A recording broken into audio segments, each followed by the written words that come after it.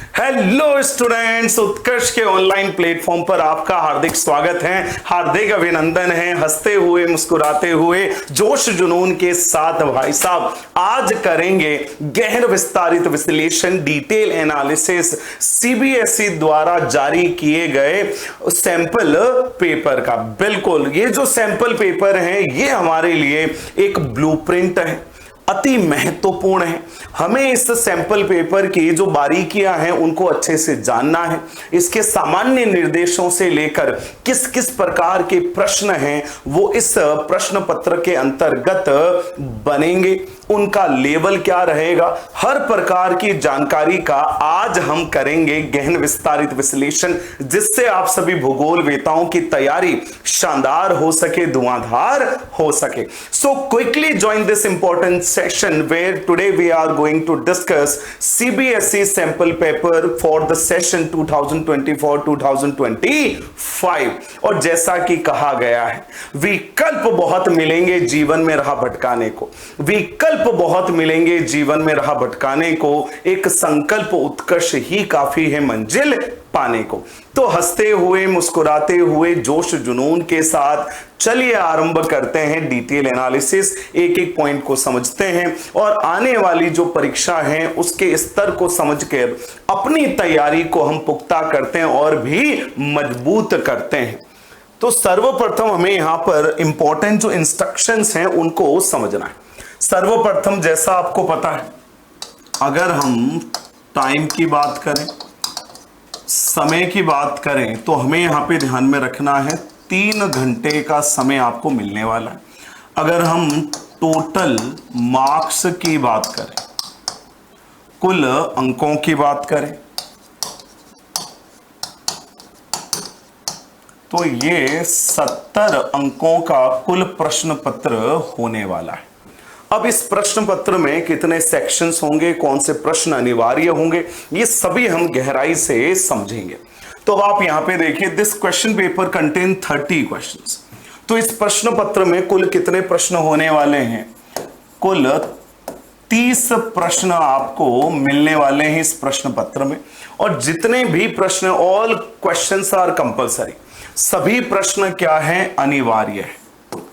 ये भी आपको जरूर ध्यान में रखना है। उसके बाद देखिए, जो प्रश्न पत्र है उसको हमने 5 भागों में विभाजित किया, ए बी सी डी और ई में।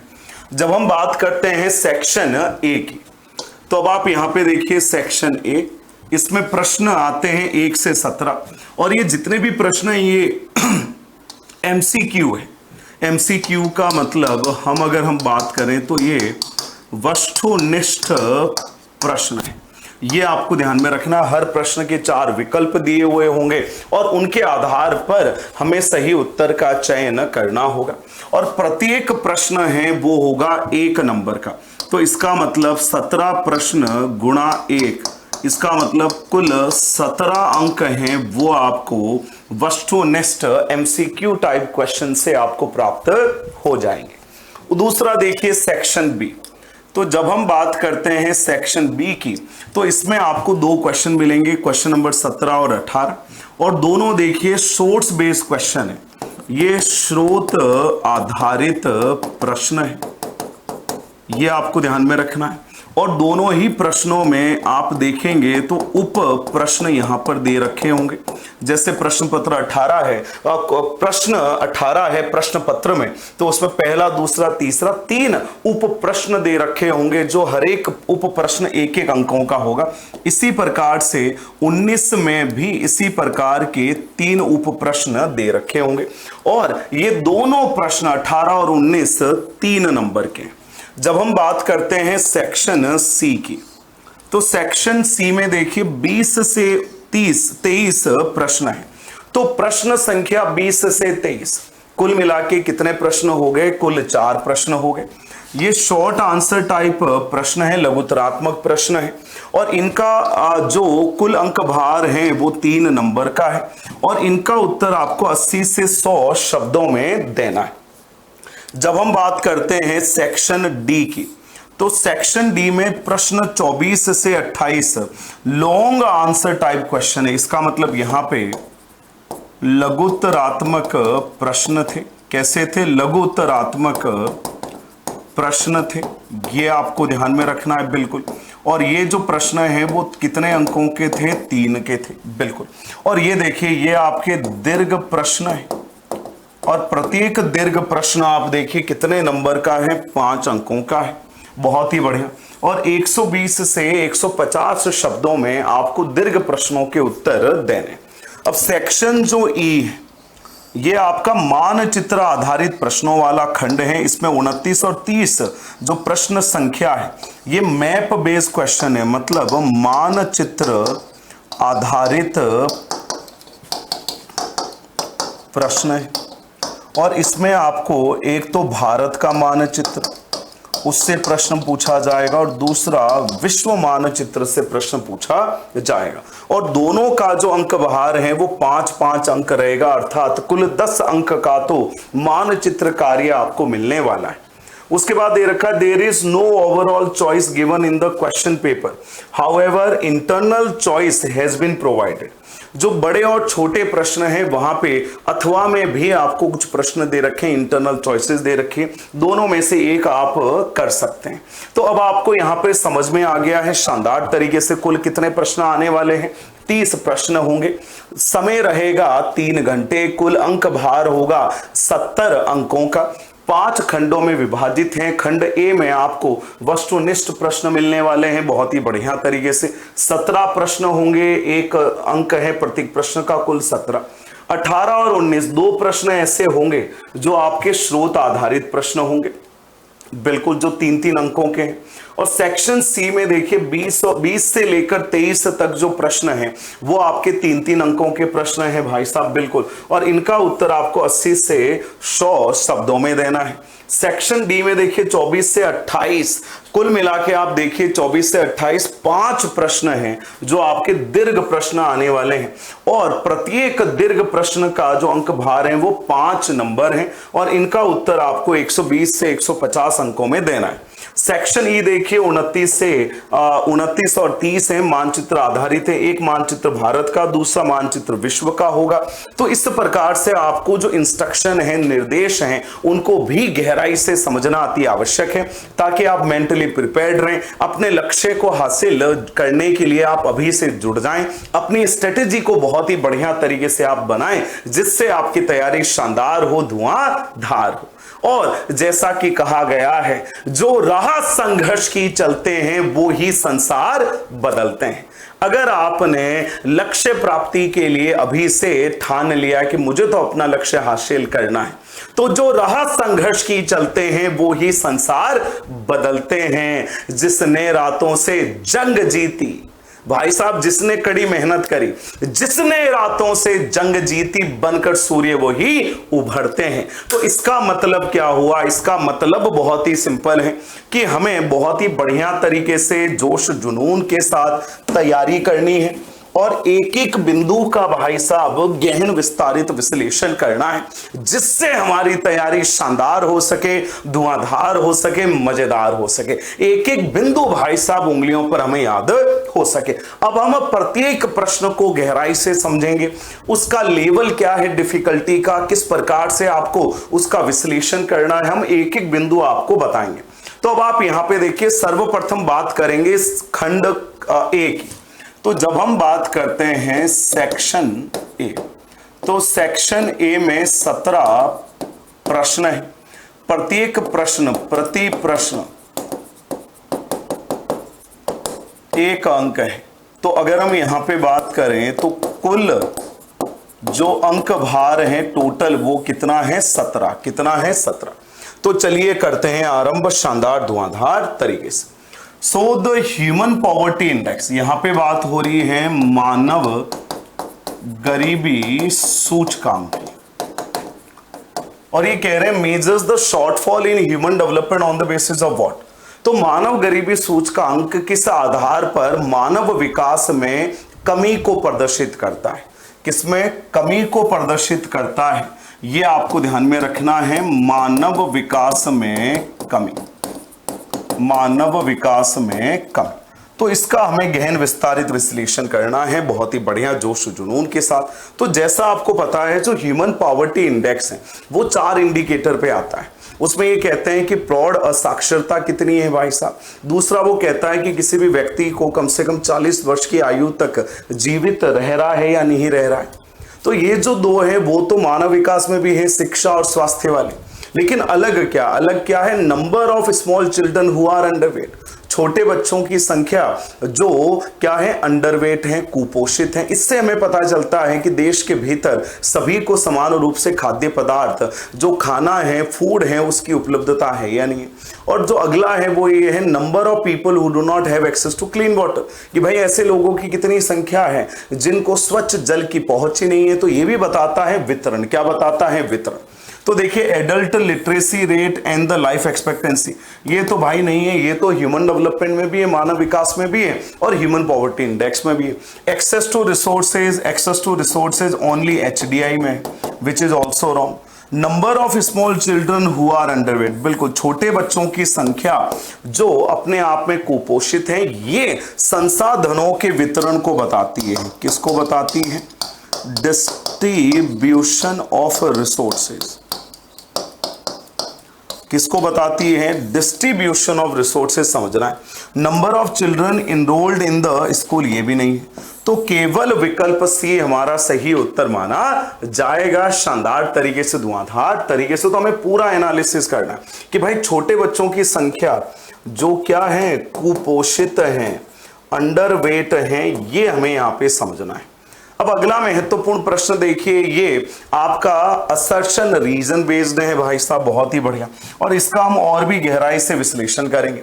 सो there are 2 statements marked as assertion, A और reason. Mark your answer as per the codes provided below. तो इन्होंने बोला है कि भाई अपना आंसर आप जो कोड दे रखे हैं उनके अनुसार बनाए। देखिए असर्शन क्या है, तो ये है आपका कथन और ये है कारण, रीजन। तो चलिए पहले कथन पढ़ते हैं। Often smaller countries have done better than the larger one। तो यहां दे रखा है कि भाई जो छोटे छोटे देश हैं उन्होंने बड़े बड़े देशों से भी अच्छा किया है, किसमें, ह्यूमन डेवलपमेंट में। और जो poorer nations have been ranked higher than richer neighbours in terms of human development. और जो गरीब देश हैं उन्होंने जो धनी देश है उनसे भी अच्छा किया है मानव विकास के क्षेत्र में। तो ये तो भाई एकदम कथन क्या है, एकदम सही। अगर हम बात करें श्रीलंका की और भारत की, तो आप देख लीजिए जब हम श्रीलंका और भारत की बात करते हैं तो श्रीलंका का क्षेत्र छोटा है, भारत का क्षेत्र बड़ा है, लेकिन श्रीलंका का मानव विकास स्तर भारत से कहीं बेहतर है। अगर हम बात करें भारत और श्रीलंका की जीडीपी की, भारत और श्रीलंका की इकोनॉमी की, अर्थव्यवस्था की, तो आप यहां पे फाइंड आउट करेंगे कि Indian economy is much larger than the Sri Lankan economy. तो इसका मतलब ये तो बढ़िया है, सही है। Size of territory and per capita income are not directly related to human development, this is also true. क्योंकि मानव विकास है वो किसी भी देश के आकार से, किसी भी देश की जो प्रति व्यक्ति आय हैं उससे प्रभावित नहीं होता है।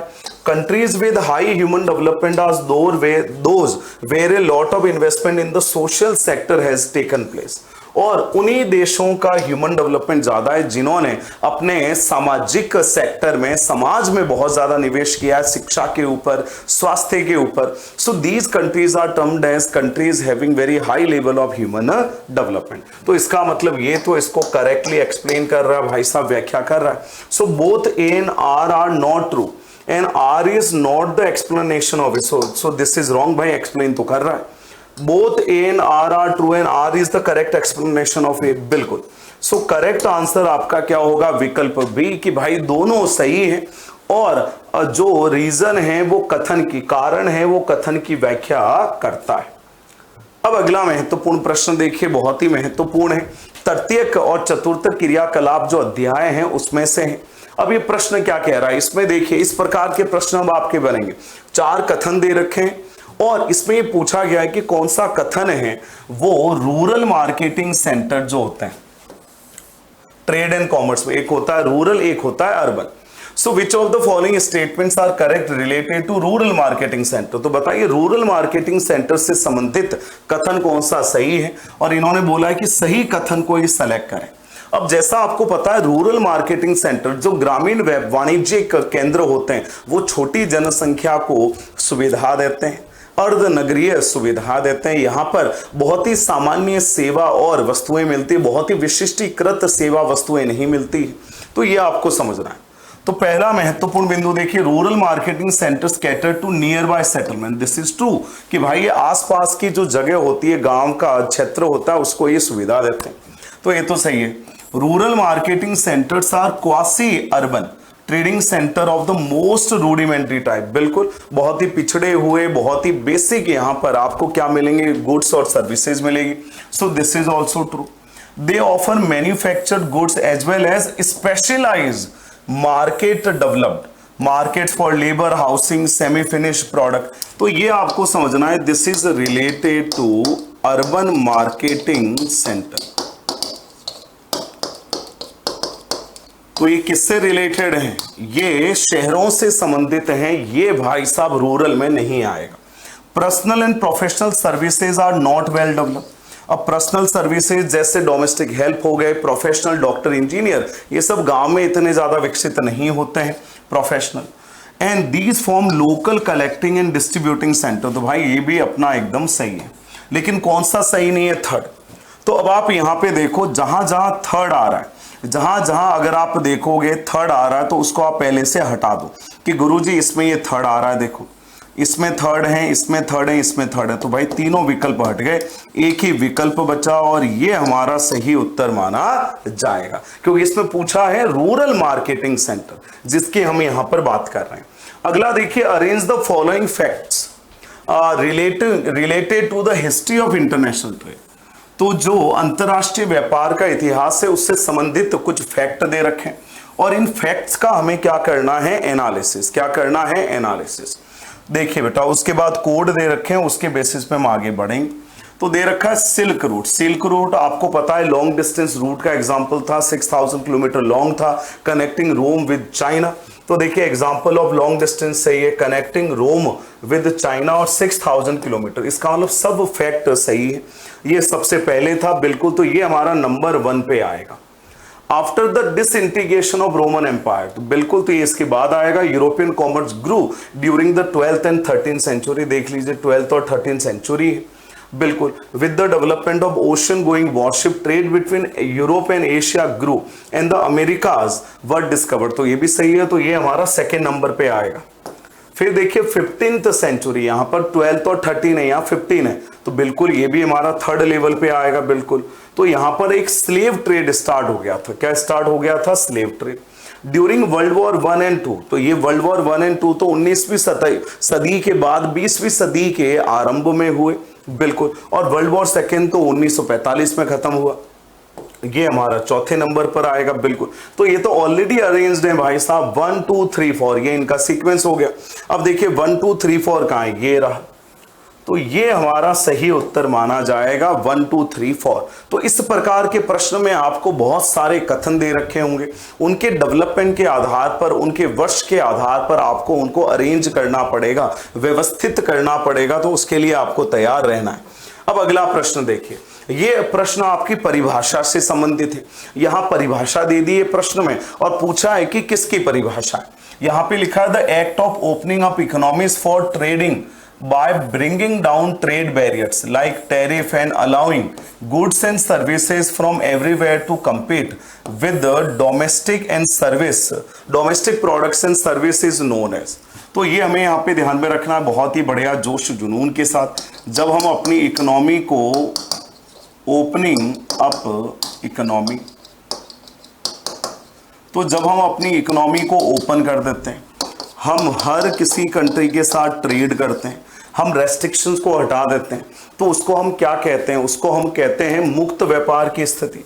और मुक्त व्यापार की स्थिति को ही हम ट्रेड लिबरलाइजेशन कहते हैं। So this is also known as free trade, और इसी को हम मुक्त व्यापार की स्थिति कहते हैं कि बिना किसी व्यवधान के, बिना किसी रेस्ट्रिक्शन के आप यहां पे क्या कर पाओगे, डेवलपमेंट कर पाओगे। तो मुक्त व्यापार हो गया, फ्री लिबरलाइजेशन हो गया। एक एक बिंदु समझो तो इसका ये हमारा सही उत्तर माना जाएगा। अब देखिए अगला महत्वपूर्ण प्रश्न क्या होगा कि आपको क्रम से व्यवस्थित करना है। अब ये आंकड़ों के आधार पर हो सकता है, वर्ष के आधार पर हो सकता है। तो प्रश्न 6 क्या कह रहा है, arrange the following states in order of their population from highest to lowest. तो इन्होंने बोला कि भाई जनसंख्या के आधार पर इनको क्रमबद्ध करना है, और वो भी उच्चतम से न्यूनतम। यही कह रहे हैं हाईएस्ट से लोएस्ट। तो बताइए भारत में सबसे ज्यादा जनसंख्या कहां पर है, बिहार, महाराष्ट्र, उत्तर प्रदेश या वेस्ट बंगाल में?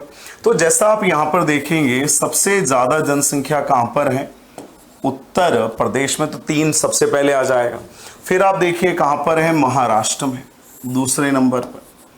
फिर आप देखिए कहां पर है, तो बिहार में।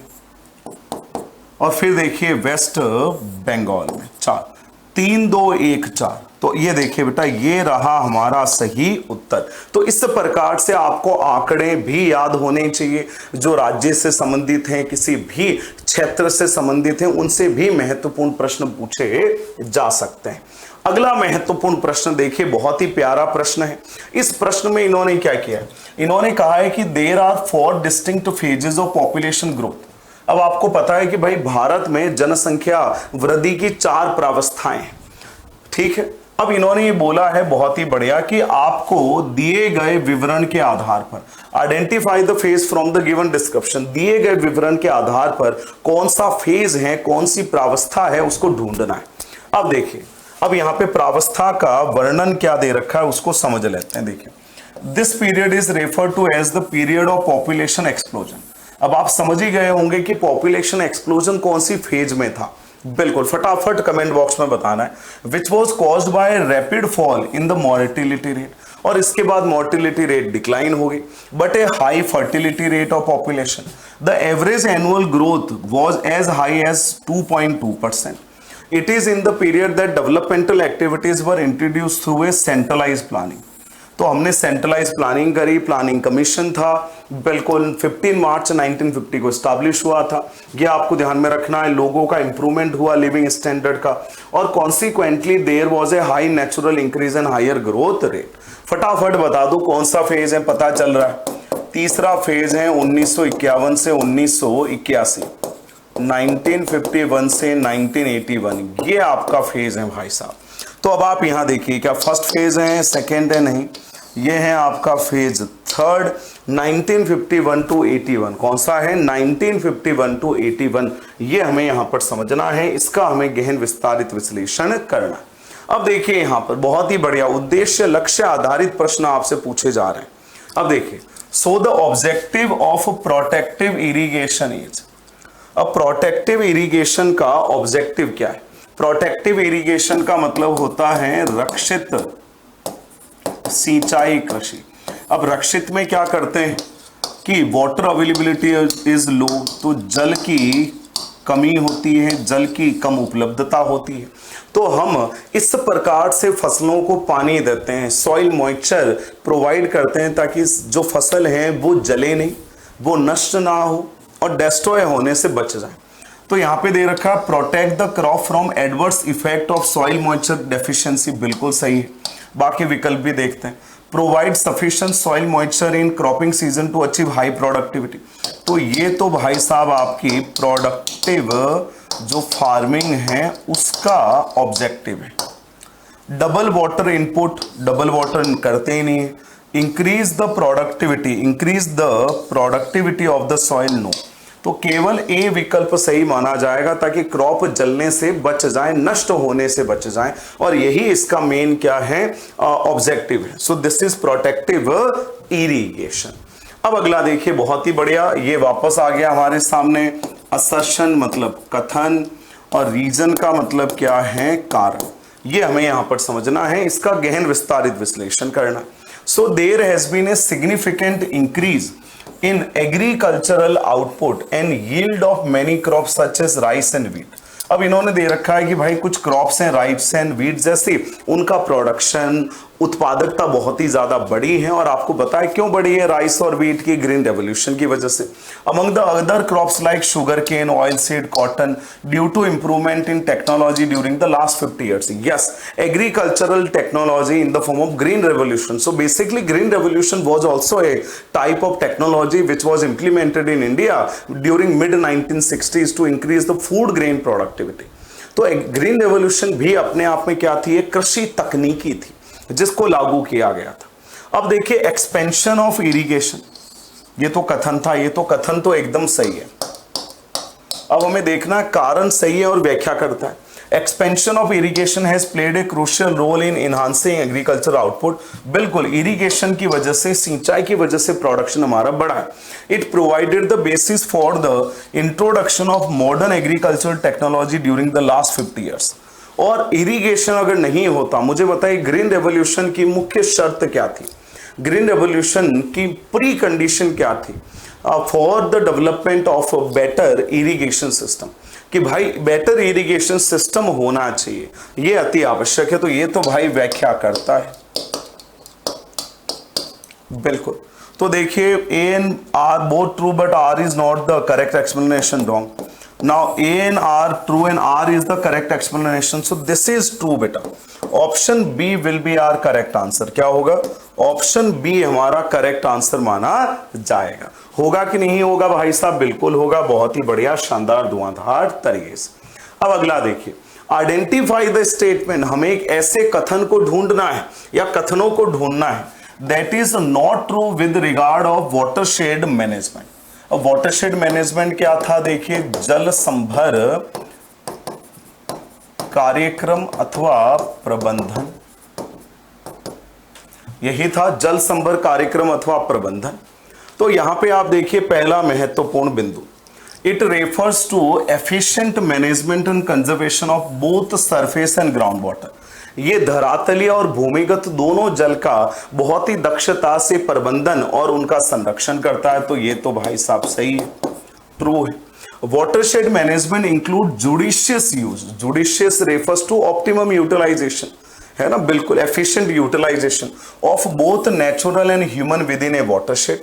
ये भी यहां पर कह रहा है बेटा शानदार तरीके से, धुआंधार तरीके से, जोश और जुनून के साथ। तो इसका भी हमें यहां पर गहन विस्तारित विश्लेषण करना है। तो क्या ये नेचुरल और ह्यूमन दोनों के मैनेजमेंट की बात कर रहा है बेटा? जल्दी से जल्दी बताओ, क्या ये कर रहा है क्या बेटा? जल्दी से जल्दी आपको बताना है, शानदार तरीके से, धुआंधार तरीके से। तो ये तो कह रहा है कि हाँ, दोनों का बैलेंस होना चाहिए। फिर देखिए, watershed management aims at bringing about balance between natural resources on the one hand and the society on the other hand. तो देखिए बेटा, बिल्कुल, बहुत बढ़िया। क्या ये भी ये कह रहा है कि हाँ गुरुजी, ये भी ये कह रहा है क्या? तो बिल्कुल ये कह रहा है। और उसके बाद देखिए, the success of watershed development solely depend upon the state government. अब देखिए बेटा, यहाँ पे जो स्टेट गवर्नमेंट है, यहाँ पे जो स्टेट गवर्नमेंट दे रखा है, इसकी जगह होना चाहिए कम्युनिटी पार्टिसिपेशन। क्या होना चाहिए? Community participation. अब कम्युनिटी पार्टिसिपेशन का मतलब क्या है? अब कम्युनिटी पार्टिसिपेशन का मतलब क्या होगा? तो अब आपको ये यहां पर समझना है कि जब यहां पे कम्युनिटी पार्टिसिपेशन का मतलब होता है लोगों की भागीदारी। क्या होता है? लोगों की भागीदारी। और जब हम लोगों की भागीदारी की बात करते हैं, किसकी बात करते हैं? लोगों की भागीदारी की बात करते हैं, तो हमें यहां पर ये समझ में आता है शानदार तरीके से, धुआंधार तरीके से, कि जितना ज्यादा लोगों की भागीदारी होगी उतना ज्यादा हमारे लिए क्या होगा? बहुत ही बढ़िया। क्या होगा? बहुत ही बढ़िया होगा। तो इसीलिए बेटा जोश जुनून के साथ हमें आगे बढ़ना है और एक एक बिंदु का गहन विस्तारित विश्लेषण करना है। बहुत ही बढ़िया। अब लोगों की भागीदारी जितनी ज्यादा होगी ये जो जल संभर कार्यक्रम है उतना ही ज्यादा क्या होगा, सफल होगा। क्या होगा, सफल होगा।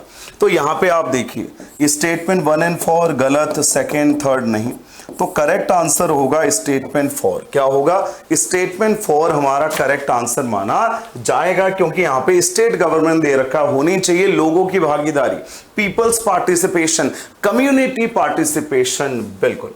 अगला देखिए 11वां महत्वपूर्ण प्रश्न आपके सामने, एक group of student were conducting research. तो एक बच्चों का समूह है, स्टूडेंट्स का समूह है, वो वाटर पोल्यूशन लेवल पर दिल्ली में क्या कर रहा है, रिसर्च कर रहा है। Which organisation will student need to visit to gather information on water quality.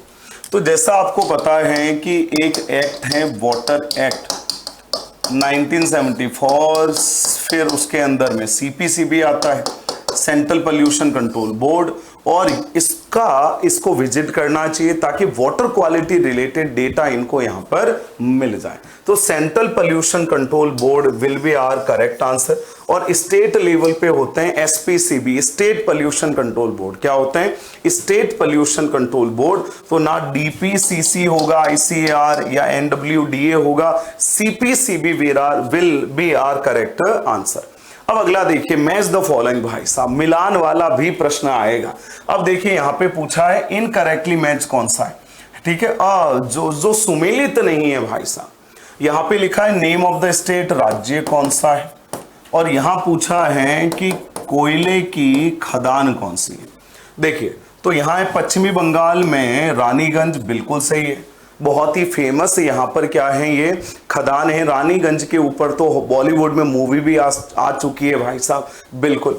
उसके बाद देखिए तमिलनाडु, बिल्कुल सही है, नेवेली, और नेवेली में तो लिग्नाइट कोल भी मिलता है, तो ये भी आपको ध्यान में रखना है, बिल्कुल। फिर देखिए महाराष्ट्र, महाराष्ट्र में कोरबा नहीं है, कोरबा कहाँ है आपका, कोरबा है बेटा छत्तीसगढ़ में, बिल्कुल।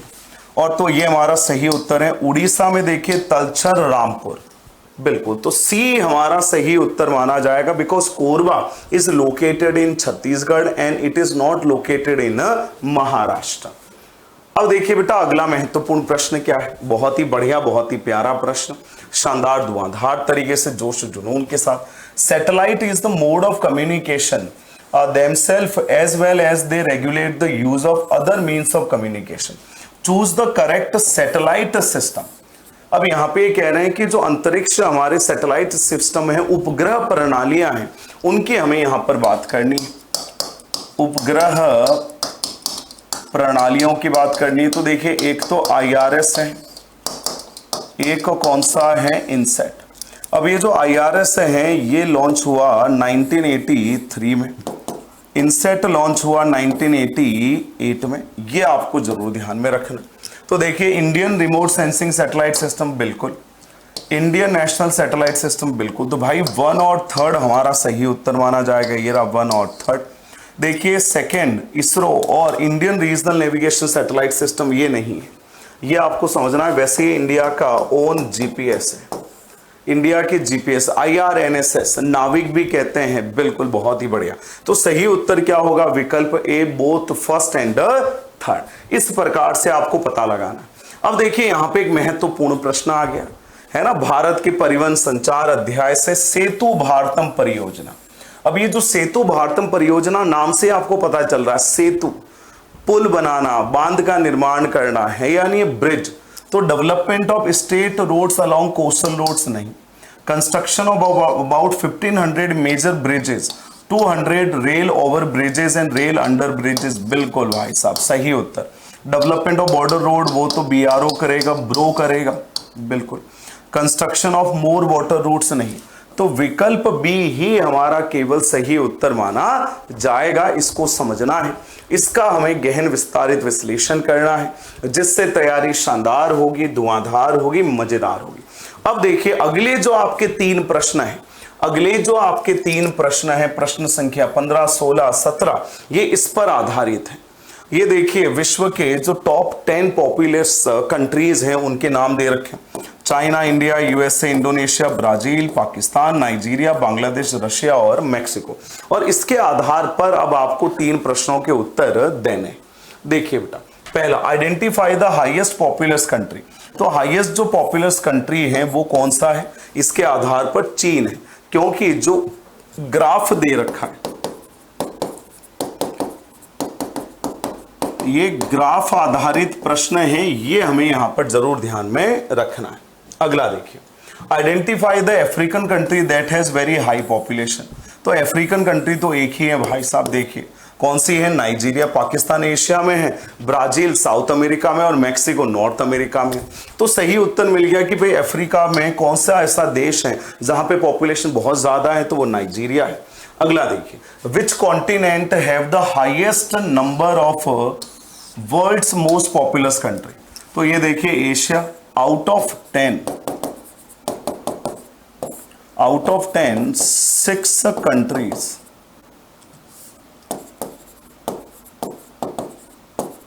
are located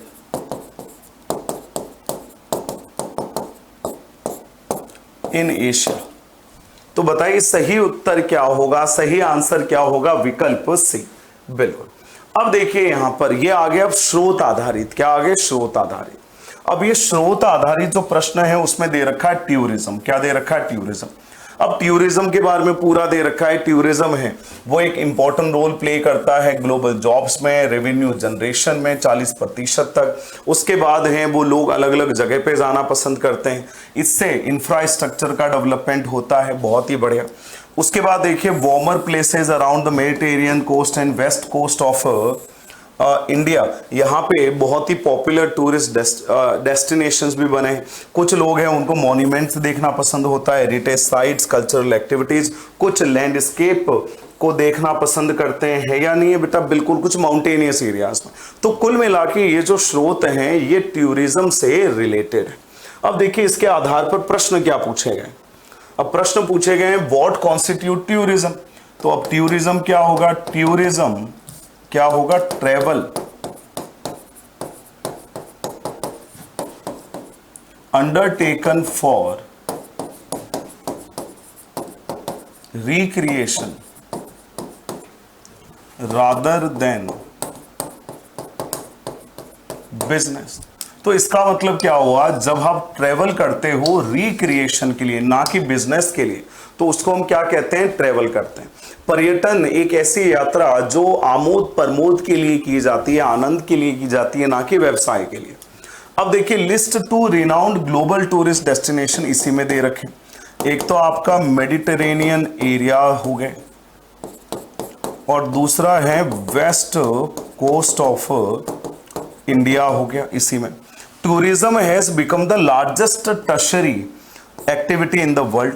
तो अब आप यहां पे देखिए, अगर हम यहां पर बात करें जॉब्स की, तो 250 मिलियंस ये जॉब क्रिएट कर रहे हैं ऑल ओवर द वर्ल्ड।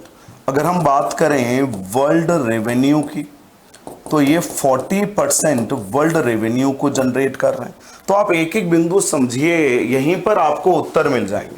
ये देखिए 250 मिलियन, 40% रेवेन्यू हो गया, Mediterranean coast and west coast, ये आपके पूरे आंसर हो गए बहुत ही बढ़िया तरीके से। है या नहीं है बेटा? बिल्कुल। तो चलिए बढ़ते हैं आगे। तो ये आपके 3 महत्वपूर्ण प्रश्न टूरिज्म के आधार पर पूछे जाएंगे। अब देखिए बेटा, study the following table and answer the question. तो अब आपको ये ध्यान में रखना है कि हमें टेबल का एनालिसिस करना है। तो यहां दे रखा वेरी हाई, हाई, मीडियम, लो, और ये देखिए यहां पे दे रखा है वेरी हाई का प्रतिशत कितना है, मीडियम का हाई का कितना है, मीडियम का कितना है और लो का कितना है। देश कितने हैं? देखिए 66, 33, 53 और 37। अब दे रखे हैं identify the human development score for the countries classified as medium human development. तो जब आप देखेंगे मीडियम का, तो मीडियम का किसके बिटवीन आता है बेटा? देखो 0.550 से 0.699, तो 0.550 to 0.699. So this is the score of medium human development countries. What can you infer about the well-being of people living in countries with high level of human development? तो इनके बारे में आप क्या क्या पता लगाओगे? तो यहां आप लिखोगे बहुत ही बढ़िया शानदार तरीके से कि इनका लिविंग स्टैंडर्ड बहुत हाई है, ये आपको ध्यान में रखना है। इनको हाई क्वालिटी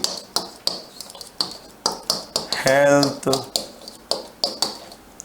एजुकेशन इनका मिल रहा है बहुत ही बढ़िया तरीके से। यहाँ पे पॉपुलेशन कंट्रोल ये भी आपको ध्यान में रखना है ना, बिल्कुल। उसके बाद अगर हम बात करें इकोनॉमिक डेवलपमेंट, वो भी यहाँ पर क्या है, हाई। तो बहुत सारे पॉइंट है जो आप आराम से यहाँ पे लिख सकते हो। अब इन्होंने बोला है कि give reason for the low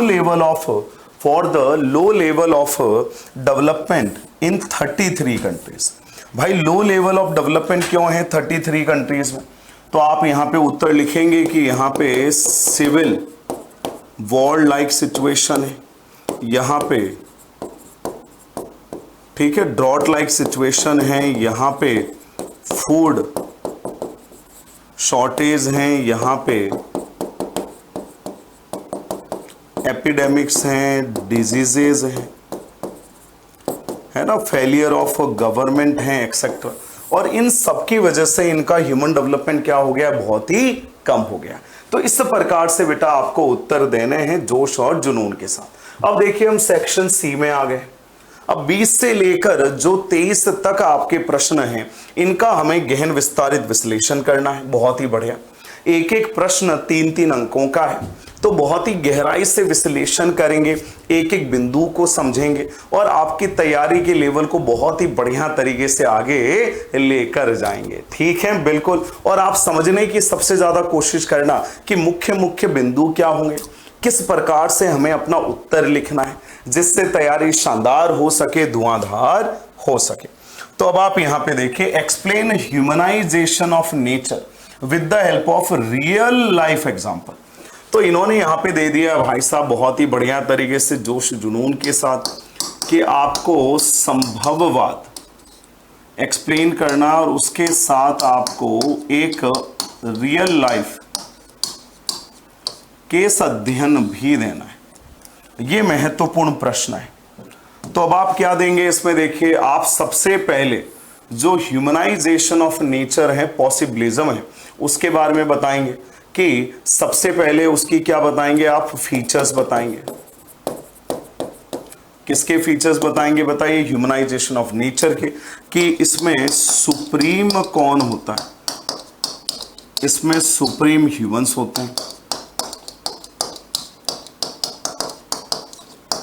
human society कैसी होती है, मॉडर्न होती है, कैसी होती है, मॉडर्न होती है, ये भी आपको समझना है, शानदार धुआंधार।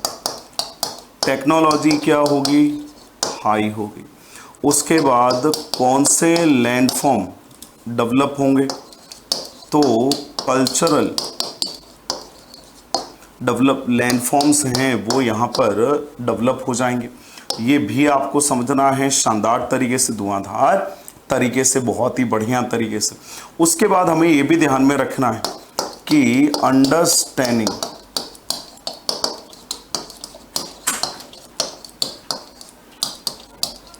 ऑफ नेचुरल लॉज क्या होगा, हाई होगा।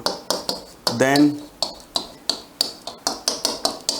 Humans will modify nature, humans हैं वो प्रकृति को क्या करेंगे, परिवर्तित करेंगे।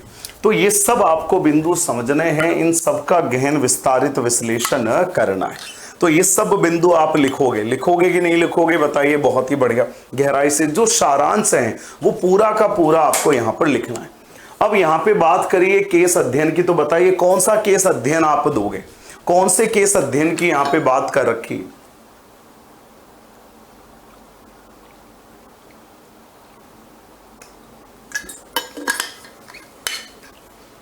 बिल्कुल।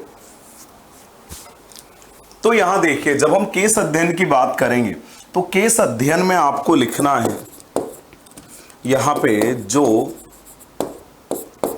कारी की केस स्टडी है, टॉइंडहम जो नॉर्वे में रहती है, बिल्कुल उसके बारे में आप केस अध्ययन देंगे। वो एकदम ठंडे इलाके में रहती है लेकिन तकनीकी का भरपूर उपयोग करती है, बिल्कुल। उनकी जो यूनिवर्सिटी है वो डोम में बनी हुई है, गुंबद में, उसके बाद एसी का उपयोग, कार का उपयोग, पावरफुल जो लाइट है उसका उपयोग हो गया, एरोप्लेन का उपयोग हो गया, तकनीकी का उपयोग हो गया, इंटरनेट का उपयोग हो गया, टीवी इत्यादि। तो इनके माध्यम से आप पूरा का पूरा अपने उत्तर को वहां पर लिखेंगे। अब दूसरा अथवा में दे रखा है the concept of neo determinism. Neo determinism मतलब नवनिश्चयवाद। किसकी बात कर रहे हैं? नवनिश्चयवाद की बात कर रहे हैं। अब ये जो नवनिश्चयवाद है is compared with the traffic lights on the cross road, analyse the statement with example. तो इसके अंतर्गत अगर आपको पता है तो हमने रेड लाइट्स का एक्सप्लेनेशन किया था। रेड लाइट्स है वो क्या कहती है? रेड लाइट्स कहती है रुको, स्टॉप। इसका मतलब प्रकृति मानव को कहती है कि आप अभी रुक जाओ, आप अभी प्राकृतिक नियमों को समझने की समझ विकसित करो, उसके बाद आप आगे बढ़ना, अभी आप मुझ पर निर्भर रहो। फिर आता है आपकी रेड लाइट, फिर आती है ग्रीन लाइट। अब ये जो ग्रीन लाइट है इसका मतलब है जाओ। इसका मतलब क्या होता है? जाओ भाई साहब, कोई दिक्कत वाली बात नहीं है। इसका मतलब मानव है उसको प्रकृति संकेत दे रही कि अब आप जा सकते हो, अपनी आवश्यकताओं को पूरा करो, प्राकृतिक संसाधनों का उपयोग करो। लेकिन प्रकृति मानव ने ग्रीन लाइट का बहुत ही ज्यादा फायदा उठाया।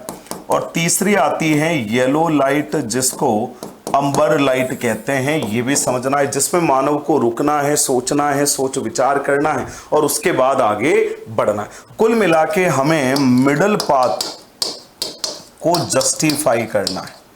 किसको जस्टिफाई करना है? मिडल पाथ को जस्टिफाई करना है। और बढ़िया तरीके से आपको यहां पर उत्तर लिखना है नवनिश्चयवाद के बारे में, तीनों प्रकार की लाइटों को एक्सप्लेन करते हुए। अगला देखिए प्रश्न संख्या 21।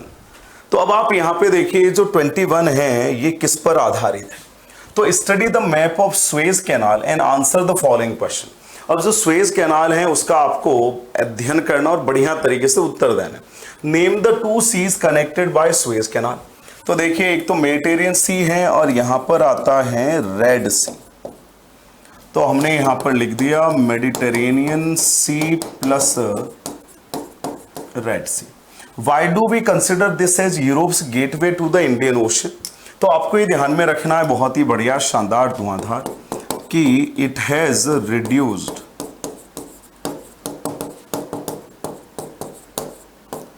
डिस्टेंस बिटवीन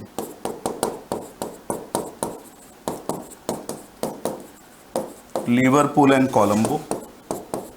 ये आपको ध्यान में रखना है, बहुत ही बढ़िया।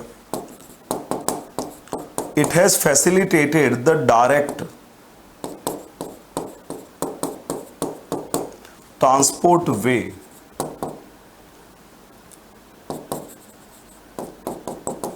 from Europe to Indian Ocean. Because before this Suez Canal,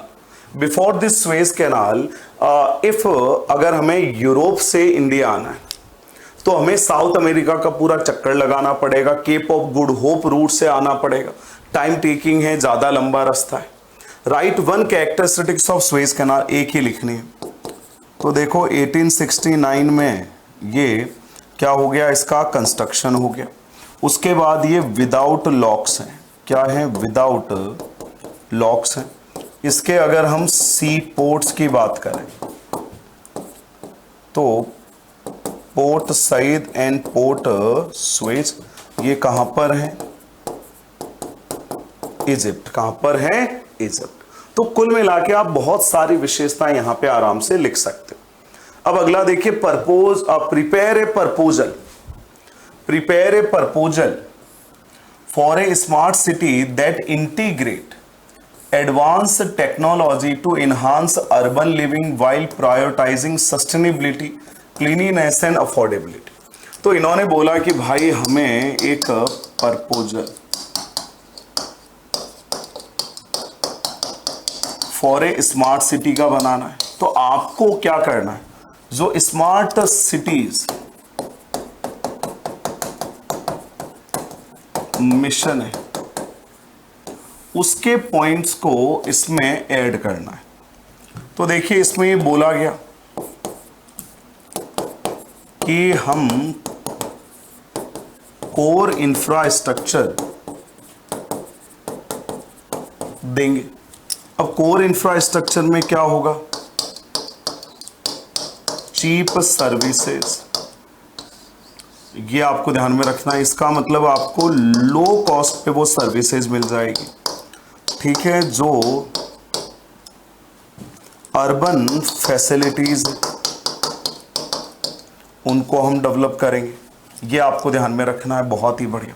उसके बाद देखो यहाँ पे जोश और जुनून के साथ जो डेवलपमेंट होगा वो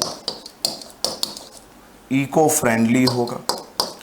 अगला महत्वपूर्ण पॉइंट हमें यहाँ पे ध्यान में रखना है, सस्टेनेबल लिविंग, और उसमें जो लिखा है डिसेंट क्वालिटी ऑफ लाइफ, ये हमें ध्यान में रखना है पहला। उसके बाद दे रखा है अप्लाइंग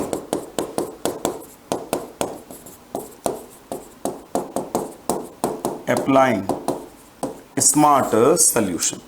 तो ये हम कहां पे अप्लाई करेंगे? ट्रांसपोर्ट पे, कम्युनिकेशन पे, एनर्जी एक्सेट्रा पे, और उसके अलावा हम डिजास्टर स्मार्ट सिटी भी बनाएंगे।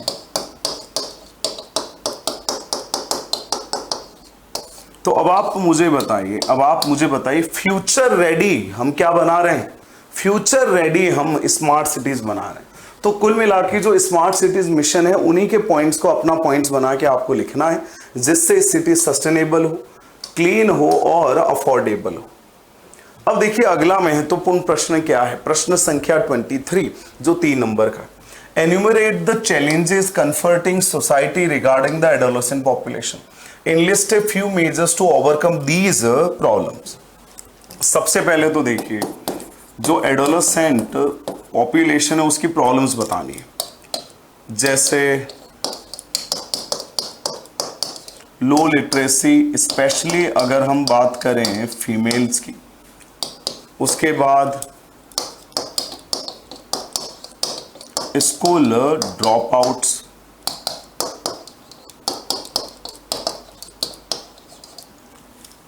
लो intake of nutrients,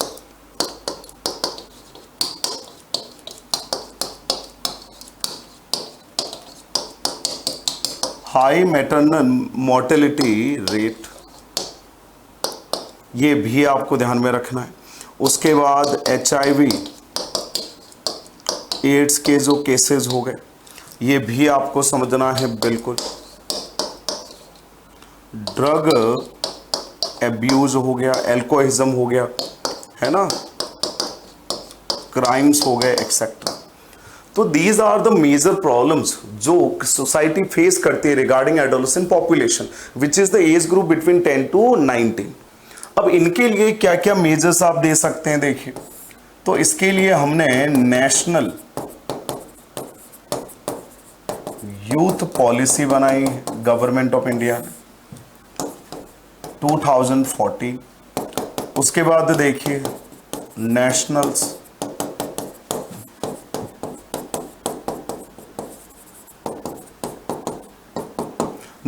skills development and entrepreneurship policy बनाई, और ये एंटरप्रेन्योरशिप पॉलिसी 2015। तो इनको हमें क्या करना है, बेसिकली स्किल्स डेवलपमेंट करनी,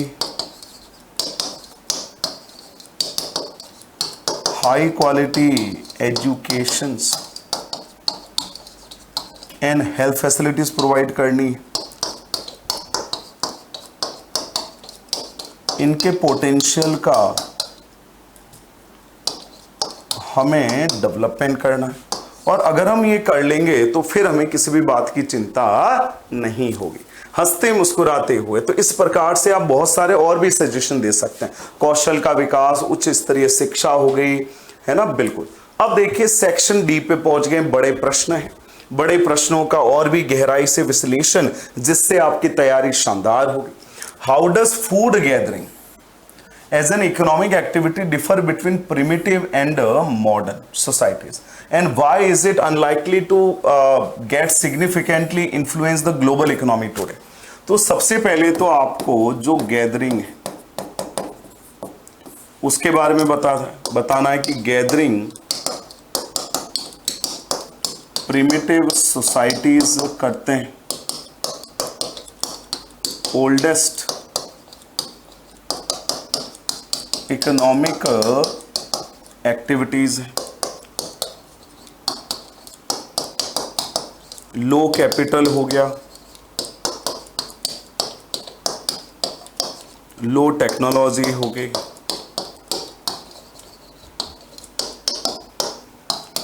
हार्श क्लाइमेटिक कंडीशंस हो गई, जो बेसिक गुड्स हैं, डेली यूज जो प्रोडक्ट्स हैं उनको ये इकट्ठा करते हैं, ये आपको ध्यान में रखना है। अमेज़न बेसिन हो गया, ट्रॉपिकल अफ्रीका एक्सेट्रा, इन सब में ये गैदरिंग की जाती है, ये आपको समझना है। बहुत ही बढ़िया, शानदार। अब जो मॉडर्न गैदरिंग है उसमें क्या करते हैं, बहुत ही बढ़िया तरीके से वैल्यूएबल पार्ट्स ऑफ प्लांट्स को जो गैदरर्स हैं वो मार्केट में सेल करते हैं टू अर्न प्रॉफिट। जैसे मेडिसिनल हर्ब्स हो गए, मेडिसिनल प्लांट्स हो गए, जो इंडस्ट्रियल कुछ प्रोडक्ट्स हो गए, रॉ मटेरियल्स हो गए, इन सबको। अब यहाँ पे ये ध्यान में रखना है कि इंटरनेशनल लेवल पे बड़ी एक्टिविटी क्यों नहीं बन सकती है। तो एक तो जो हमें यहाँ पे ध्यान में रखना है, synthetic,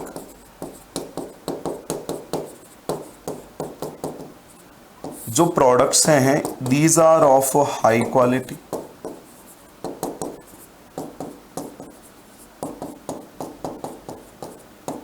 these are of high quality and low prices, ये हमें यहां पे जरूर समझना है, शानदार धुआंधार तरीके से। दूसरा इंपॉर्टेंट पॉइंट ये देखना है कि जो भी गैदरिंग,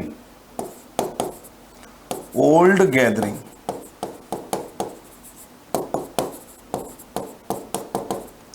के प्रोडक्ट्स हैं इनकी लो क्वालिटी और कोई क्लिनिकल ट्रायल का बेसिस भी नहीं है, साइंटिफिक फाइंडिंग्स भी नहीं है। तो इस प्रकार से पूरा आपको आंसर बताना है, इन्हीं पॉइंट्स के अंदर बनाना है, जिससे आपको 5 में से 5 मार्क्स आराम से मिल सके। अगला देखिए भाई साहब, बहुत ही बढ़िया प्रश्न है, शानदार है। अब देखिए, assess the factor that contributed to the development of large scale industries all over the world, large scale industries all over the world, कि भाई कौन कौन से फैक्टर हैं जिसकी वजह से लार्ज स्केल इंडस्ट्रीज क्या हो गई, डेवलप हो गई। तो अगर हम यहां पे बात करें टेक्नोलॉजिकल,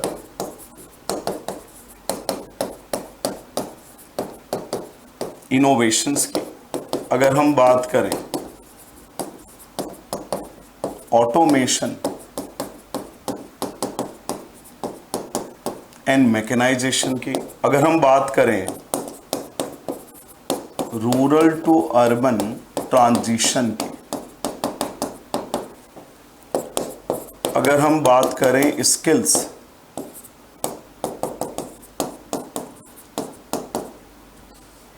एंड एजुकेशंस की, ये आपको ध्यान में रखना है बहुत ही बढ़िया जोश और जुनून के साथ। और अगर हम बात करें इसमें प्रोडक्शन टेक्निक्स की, तो देखिए technological innovation is the backbone, जो जिसके ऊपर ऑटोमेशन एंड मैकेनाइजेशन डिपेंडेंट रहते हैं। रूरल अर्बन ट्रांजिशन हो रहा है, तो मैक्सिमम जो पॉपुलेशन है अब पूरे वर्ल्ड की 50% से ज्यादा अर्बन है, and urban population will always demand for specialised goods and services, personal professional services.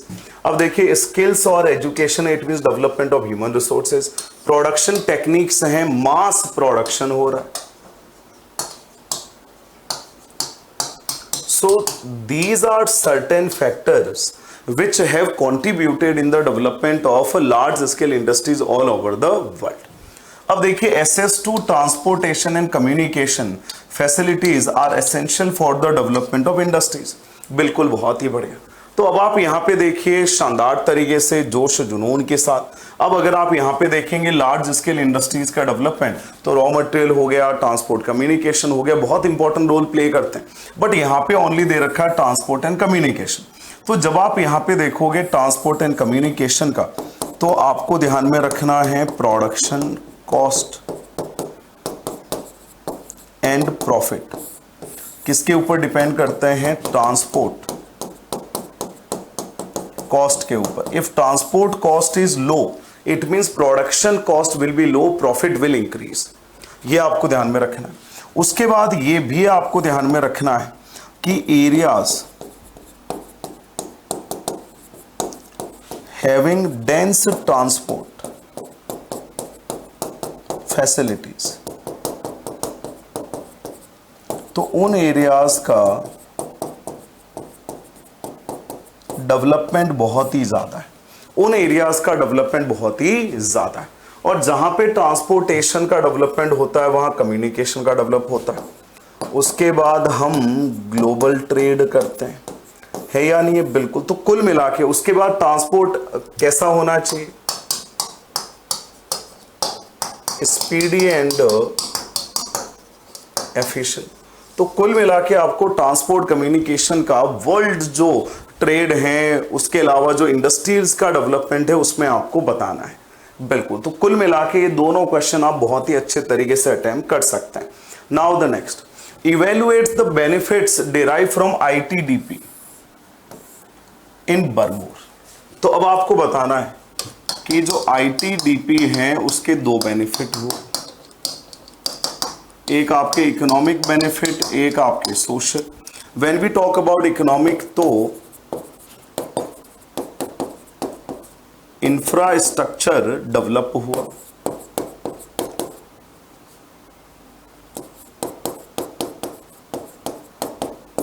बिल्कुल, हॉस्पिटल्स हो गए, रोड्स हो गए, जो वाटर पाइपलाइन हो गई, स्कूल्स हो गए, इलेक्ट्रिसिटी हो गई, इसका डेवलपमेंट। सोशल में देखिए जो लिटरेसी है वो इंक्रीज हो गई 1.88% से सीधा 65%। उसके बाद देखिए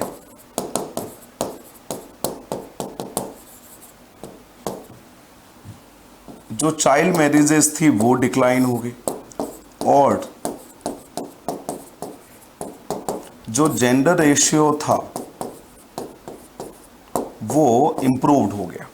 लेकिन सबसे ज्यादा बेनिफिट मिला होली और खानी को। किसको मिला, होली और खानी को सबसे ज्यादा बेनिफिट मिला। तो hill area development programs were initiated for the specific areas keeping in view they, तो ये इसका आंसर पूरा आप यहां पे लिखोगे। अब देखिए बेटा यहां पर keeping in with view they topographical, ecological, social and economic conditions. तो सबसे पहले आपको हिल एरिया डेवलपमेंट प्रोग्राम बताना है कि ये 5th 5 ईयर प्लान में था। कौन से 5 ईयर प्लान में था, ये आपको समझना है। शानदार, धुआंधार। टोटल 15 डिस्ट्रिक्ट्स में ये इंप्लीमेंट हुआ था। अब इसमें डिस्ट्रिक्ट्स बहुत सारे थे, जैसे मिकिर, नॉर्थ छच्छर, कौन सा था, मिकिर था, नॉर्थ छच्छर आसाम का था, नीलगिरी, दार्जिलिंग एंड ऑल हिली states of Uttar Pradesh and Uttarakhand. अब इसके लिए क्राइटेरिया क्या था कि 600 मीटर हाइट होनी चाहिए और नॉट कवर्ड अंडर ट्राइबल सब प्लान। तो ये आप यहां पे देखिए। उसके बाद इनके ऑब्जेक्टिव्स क्या थे, उसके बाद इनके ऑब्जेक्टिव्स क्या थे कि भाई इंडिजिनस रिसोर्सेज को यूज करना है, यहाँ पे plantation, horticulture, village, small scale industry, इनको हमें डेवलप करना है बिल्कुल बढ़िया तरीके से। तो इन्हीं पॉइंट्स के अंडर में आपको पूरा का पूरा आंसर लिखना है। अगला देखिए, अब देखिए 27 में भी आपको दो ऑप्शन दे रखे हैं। The composition of commodities in India's international trade has been undergoing a change over the years. Substantiate the statement with suitable argument. तो यहां पे देखिए, आपको सबसे पहले ध्यान में रखना है इंपोर्ट और एक्सपोर्ट, क्योंकि यहां पे बात हो रही है कमोडिटीज की. It is not only asking about import but also about export. तो इंपोर्ट में जब आप बात करेंगे, जब आप एक्सपोर्ट में बात करेंगे, तो आपको बताना है कि भाई एक्सपोर्ट लो है, इंपोर्ट क्या है, हाई. इंडिया का जो बैलेंस ऑफ ट्रेड है वो कैसा है, नेगेटिव है. थर्ड इंपॉर्टेंट पॉइंट जो आपको बताना है कि भाई साहब एग्रीकल्चरल एंड एलाइड जो प्रोडक्ट्स हैं वो डिक्लाइन हो गए.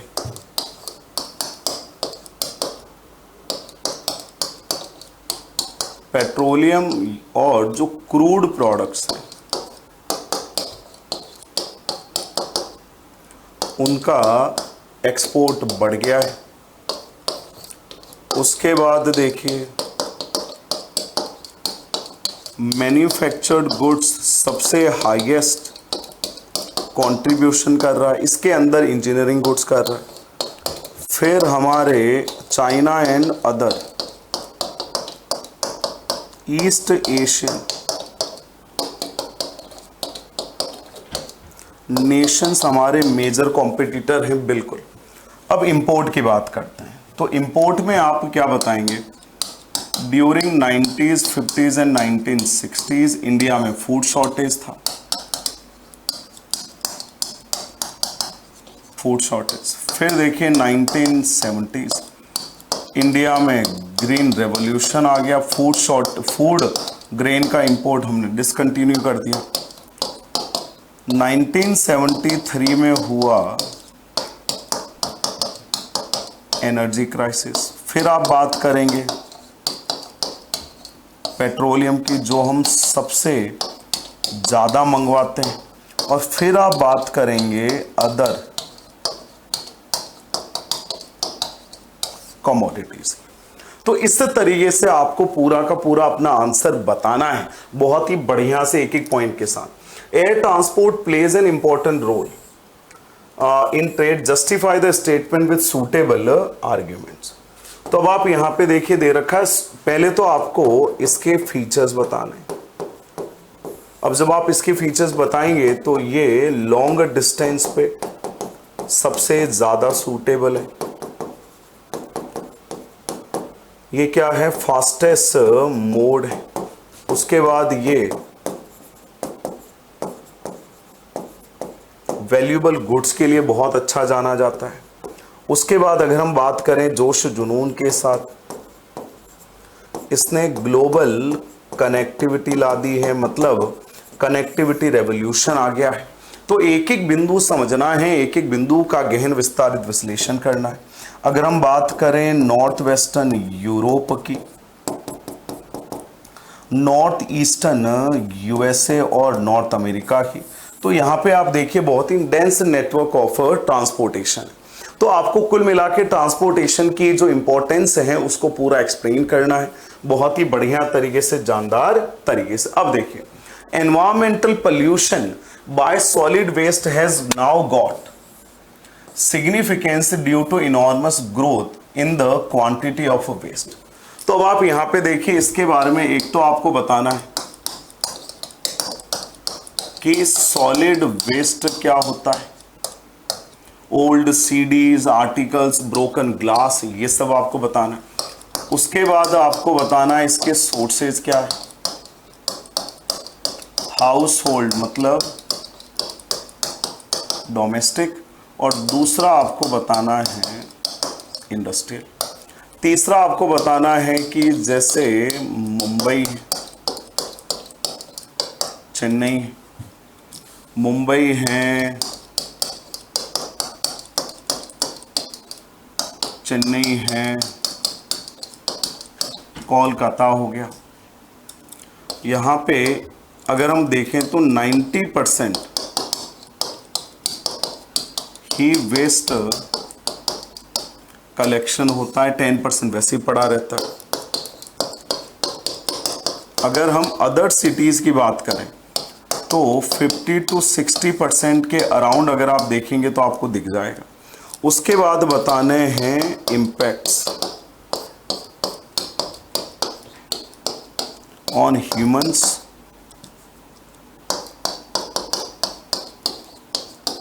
And environment. ये ह्यूमंस और एनवायरमेंट पे आपको क्या बताना है, इम्पैक्ट्स बताना है कि वाटरबॉर्न डिजीजेज हो गई, फ्लाइज का नंबर बढ़ जाएगा, डिजीजेज बढ़ जाएगी, ऑब्निक्शियस नॉइज आएगी, यहाँ पे वाटर लैंड सब पल्यूट हो जाएगा। तो ये सब चीजें आपको बतानी है। बिल्कुल।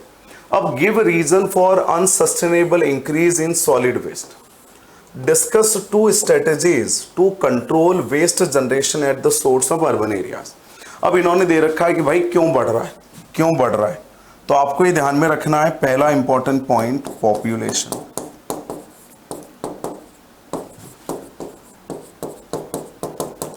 डोमेस्टिक वेस्ट,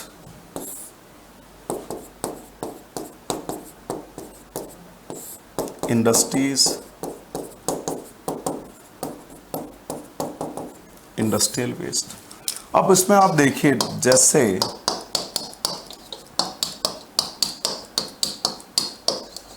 डंपिंग है, कलेक्शन है, डिस्पोजल है, ये सब इम्प्रॉपर होता है या नहीं। अब आप यहां पे देखिए स्ट्रेटजीज।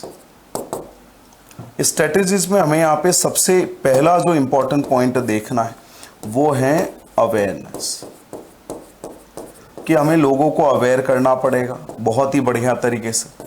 सेकेंड, हमें जो ग्रीन टेक्नोलॉजीज हैं उसको अप्लाई करना पड़ेगा। बोलिए हाँ या नहीं। बिल्कुल, बहुत ही बढ़िया। अगर हम इम्प्रॉपर करेंगे डंपिंग, प्रॉपर करेंगे कलेक्शन, तो उससे हमारी तैयारी बहुत ही बढ़िया होगी, हम सिटीज को वेस्ट से बचा पाएंगे। उसके बाद जो वेस्ट है उसको हमें गोल्ड मानना है। क्या मानना है? गोल्ड। क्योंकि वेस्ट को हम रिसाइकल कर सकते हैं, रीयूज कर सकते हैं, और सबसे बड़ी बात, bio energy can be generated.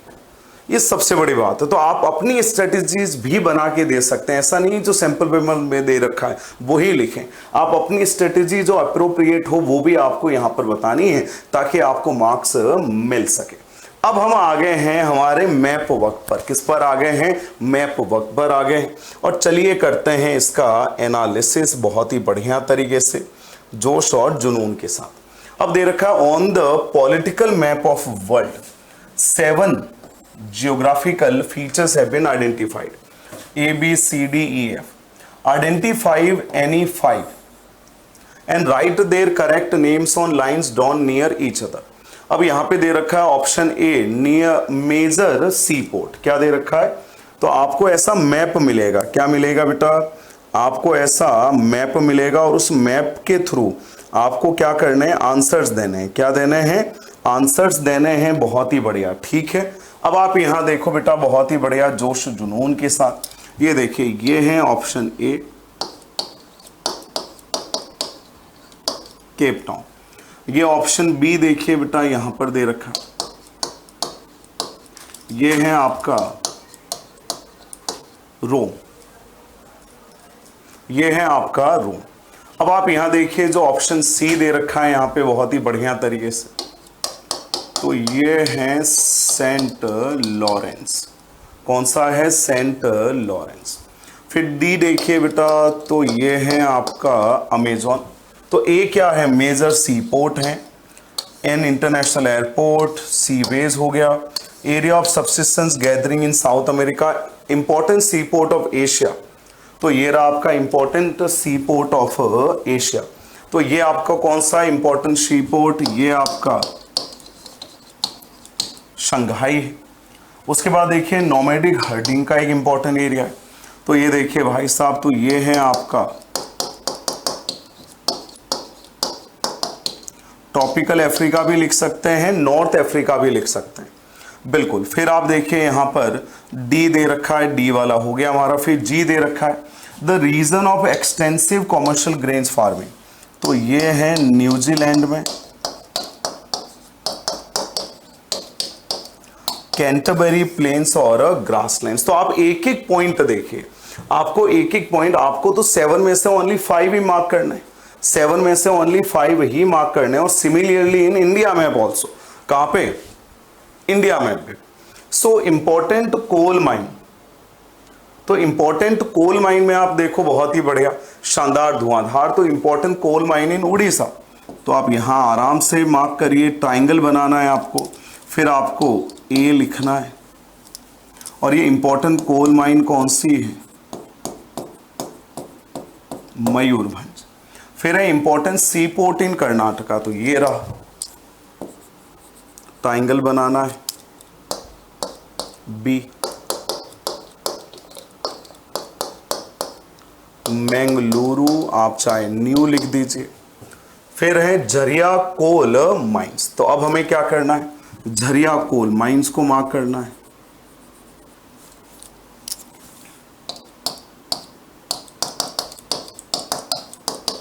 Jharia oil refinery in Uttar Pradesh,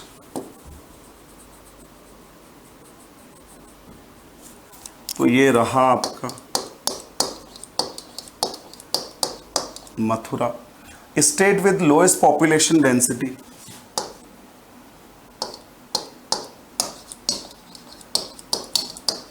Arunachal Pradesh.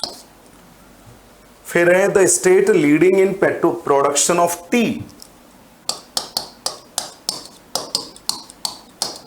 Assam. An international airport of Punjab, तो ये है आपका, तो ये आपका हो जाएगा जी, क्या हो जाएगा, जी।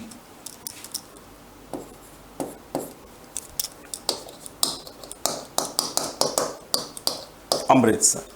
तो इस प्रकार से आपको कोई 5 एंट्री मार्क करनी है। देखिए, लोकेट एंड लेबल एनी 5, यहां पे आपको लोकेट लेबल करना है, और वर्ल्ड मैप में आपको क्या करना है, मार्क करना है। तो इस प्रकार से हमने पूरे के पूरे जो प्रश्न पत्र हैं उसका एनालिसिस आपके सामने रख दिया है। आई होप आप सबकी तैयारी बहुत ही बढ़िया होगी, शानदार होगी। आप सभी भूगोल वेताओं का बहुत बहुत धन्यवाद। आप सभी जुड़े उत्कर्ष के ऑनलाइन प्लेटफॉर्म से, जोश जुनून के साथ आप सभी जीवन में आगे बढ़ें। So wishing you all the very best. आप सभी हंसते रहें, मुस्कुराते रहें, और जितने भी प्रकार के हमने यहाँ पर प्रश्न किए हैं, जितने भी प्रकार के हमने यहां पर प्रश्न किए हैं, उन सबका आप गहन विस्तारित विश्लेषण करें। विभिन्न स्तरों के प्रश्नों को हमने गहराई से समझा है, जिससे आपकी तैयारी शानदार होगी, धुआंधार होगी, मजेदार होगी। तो इसी विश्वास के साथ wishing you all the very best. Bye, best wishes, take care, geographers.